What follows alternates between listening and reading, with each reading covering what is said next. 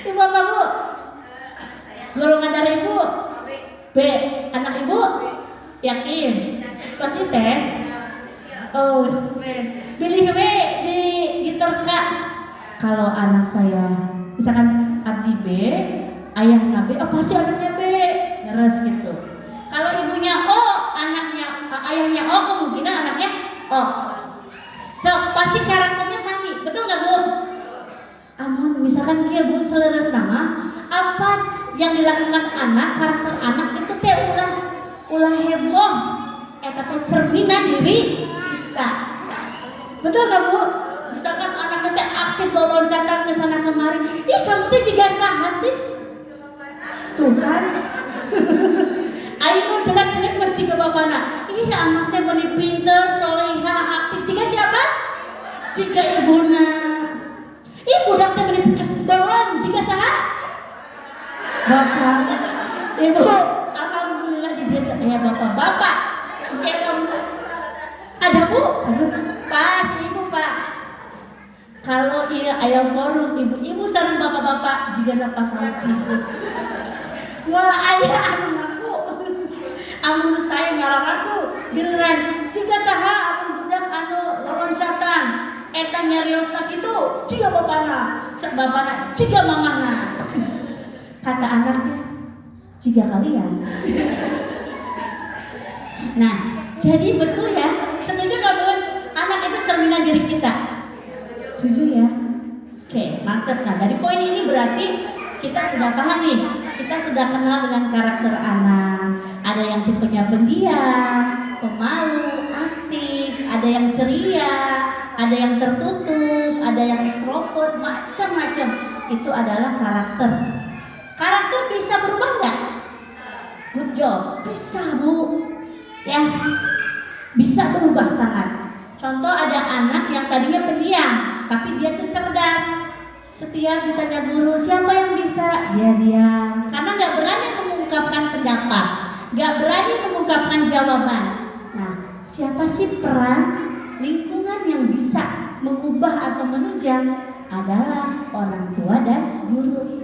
Makanya kalau ada anak yang diam saja tuh kita harus perhatikan.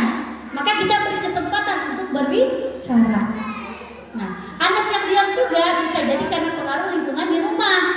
Misal, kalau ayah ibunya, mohon maaf, ayah ibunya itu korealis, tipe orang yang pemimpin, apa-apa teh harus gimana dia, otoriter, jangan harap anaknya akan jadi yang percaya diri. Misalkan anaknya baru ngomong, ma aku mau ini, gak usah yang itulah, itu mah gak bagus buat kamu, ini aja warna hijau. Nah, ketika kita udah melarang keinginan anak untuk menentukan pilihannya, maka jangan harap ayah bunda anak kita akan menjadi anak yang percaya diri.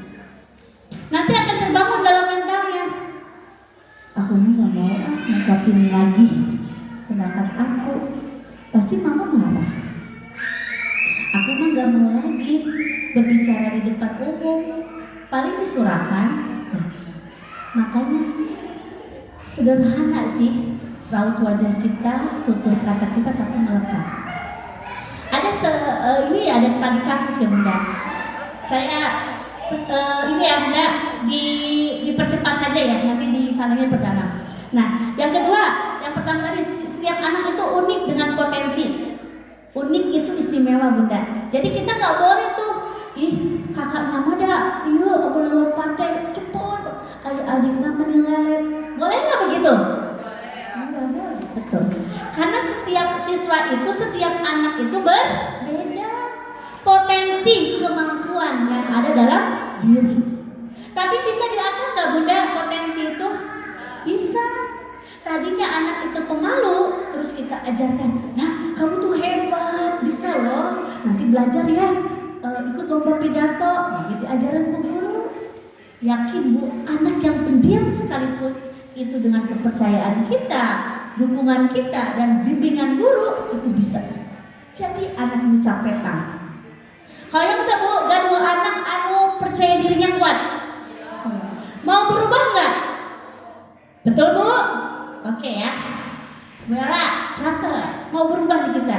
Saya lihat potensi anak-anak yang mutaki itu cerdas-cerdas Bu, aktif. Tadi saya kan orang baru ya, mereka cium tangan, kemudian ceria. Entah ayah kan mencicing wae, ya kan, semuanya berbaur gitu. Nah, di situ potensinya bisa muncul. Yang kedua, observasi pola perilaku dan respon anak. Mentara lagi, eta bahasana observasi teh naon?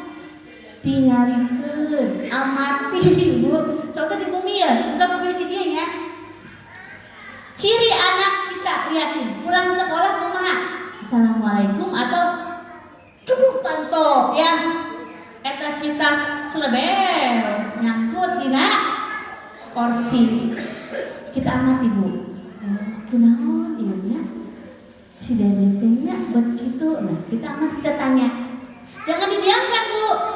Sekali, dua kali, oke, aman. Mungkin kebelet pipis, mungkin lagi bete, galau. Kalau udah ketiga kali, tanya, Dek, sini duduk, samping mama, samping bunda, samping umi, samping nenek. Kenapa? Biasanya kan, walaupun sebetulnya dia itu tidak pernah atau jarang mengucapkan assalamualaikum, kita ubah bahasanya. Ih, kenapa tuh, Beb? Biasanya kan kamu itu ceria bilang assalamualaikum mama. Kok sekarang cemberut langsung melempar tas gitu. Aja. Walaupun sebetulnya mah memang begitu ya Bu. Kan biasanya nyimpen tasnya kalau di sekolah tuh rapi. Kenapa ya di rumah mah enggak? Nah, puji dia. Jadi yang tadinya sama seperti kita ya Bu. Kalau kita juga selaku seorang dewasa, ketika dipuji kita akan mempertahankan pujian itu enggak Bu? Contoh gini, Masya Allah, isi ibu eta meni rapinya pakai jilbab panjang tehnya, ngiresep ningalina. Kira-kira kita akan semangat menggunakan jilbab atau jadi dilepas? Semangat. Padahal mah amun ngangge jilbab teh misalkan rapi teh mun pengawasan doang, tapi kan kita jadi semangat. Ini enggak cek itu saya teh jadi cantik kalau pakai jilbab. Alhamdulillah karena pujian, karena motivasi memutuskan untuk pakai jilbab setiap hari. Betul ya Bu ya? Tapi ibu di sini mah nggak begitu ya Bu. Udah ada motivasi dalam dirinya, Masya Allah. Inner beauty-nya udah muncul, amin ya. Yang ketiga, sesuaikan pola asuh dengan karakter anak. Yang tadi Bu, anak yang gaya belajarnya. Nah, ada lagi ini merembet. Makanya tadi saya bilang Bella, ini mah panjang Bu. Materi-materi itu bisa berseri-seri, bisa bulan kamu konsep gitu. Nah, sesuaikan pola asuh dengan karakter. Ada 3 gaya belajar. Ada belajar audio, berarti anak itu bisa belajar, bisa ngerti dengan tatapan, dengan tayangan Bu. Gitu, audio. Jadi umpamanya Rios doang mau biasa fokus gitu. Nah, itu kedua audio, berarti dengan ada anak yang tipe belajarnya dengan mendengarkan saja dia jadi hafal. Contoh umpamanya ngehafalkan Al-Quran, dia tuh nggak usah sambil baca, cukup dengerin misalkan bunda sambil masak, sambil nyetel murotal juz 30 gitu. Setiap hari kan continue. Nah, anak yang bisa menyerap dengan cepat itu gaya belajarnya audio. Gitu. Cobian Bu, walaupun anak kita nih nggak apa-apa kan nggak didengerin. Anak itu masih suci, masih polos memorinya, nggak kayak kita. Kita mah seueur emutan ya, emutan bapakna, emutan penghasilan, emutan skincare ya, emutan belanjaan gitu. Tapi anak itu dengan selewat aja dia akan terus merekam memorinya. Makanya Bu, daripada kita mendengarkan tontonan punten ya, lagu pop, dangdut dan sebagainya, kemudian lagu-lagu yang syair-syairnya itu tidak tepat, baiknya terus ya Bu, enjing-enjingnya ya. Ibu sambil gegero, dia sambil gegero sih nyuci ya? Ya, nyuci piring gegero atau apa, setel murata. Abdi manya, untuk saya ngupingkeun sugan we kita jadi nerang, betul Bu. Punten ya. Contoh kedua naon? Ibu pami naik angkot atau naik mobil bis atau di luaran, aya lagu dangdut menuju viral. Ibu hafal tuh? Hafal kan? Karena kita tuh can pernah nguping, maksudnya nggak sengaja untuk eta contoh namanya anu lagu ayeuna viral saya nggak tahu. Apa Bu? Apa Bu? Oh, Masya Allah salah juga nama. Ya Ibu Ketua kayaknya nggak tara untuk nguping ke dangdutan, tara di dia mah Masya Allah. Misalkan lagu-lagu semacamnya ya Bu, kita nggak niat denger saja nyetel, tapi jadi hafal. Nah, komo deui mun sengaja kita nyetel murotal, untuk saya ulih deui gitu. Jus 30 terus we disetel gitu ya. Begitupun anak, mungkin jadi mudah hafal. Tersengaja digeter hafal. Nah, dari situ. Kemudian tadi audio. Yang ketiga ada audio visual. Ada anak yang gaya belajarnya dia kalau nggak sambil lihat dan dengerin itu tidak akan ngerti. Itu kenapa kalau misalkan guru menjelaskan ada anak yang cuma misalkan guru hanya mau bercerita doang, tapi anak nggak ngerti karena itu anak yang audio visual. Dia akan mengerti jika melihat, misalkan gurunya sedang mengajarkan tentang Pancasila, ditunjukin tuh Pancasila butir-butirnya, terus gurunya juga menceritakan sila 1 ini kan jantan apa gitu. Muka opat kinestetiknya tadi Bu, anu sok resep lompatan, anu sok gak mau diam. Itu bukan anak yang nakal, tapi anak yang memang gaya belajarnya itu kinestetik, kemampuannya lebih besar untuk melakukan gerakan. Ya, mana mamanya? Ada? Oh hebat. Dipeluk Bunda nggak apa-apa. Biarkan tangisannya keluar dulu ya. Kalau ada nangis biarin, nggak apa-apa. Kayak kita juga sebut menuju sedih. Terus dilarang jangan nangis. Pasti enak nggak Bu di sini? Biarin aja Bu. Asal we nangis nanti entong ngacacangnya, entong nyarios segala disebutan mencaci maki. Kalau dia meluapkan, biarkan. Kalau mungkin bunda-bunda mau nangis, bersandarlah di mana Bu? Nah kasih, sudah bersandarlah di pundak suaminya. Gak ada Bu, suami saya kerja.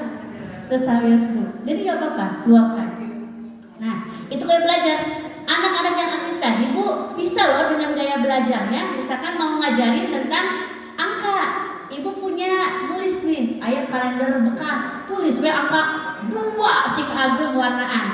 Lari daripada main yang tidak tepat, tidak kurang bermanfaatnya, loncatan kada pagar rumah tetangga, lebih baik kita gini, Dek nih, kita main Dek.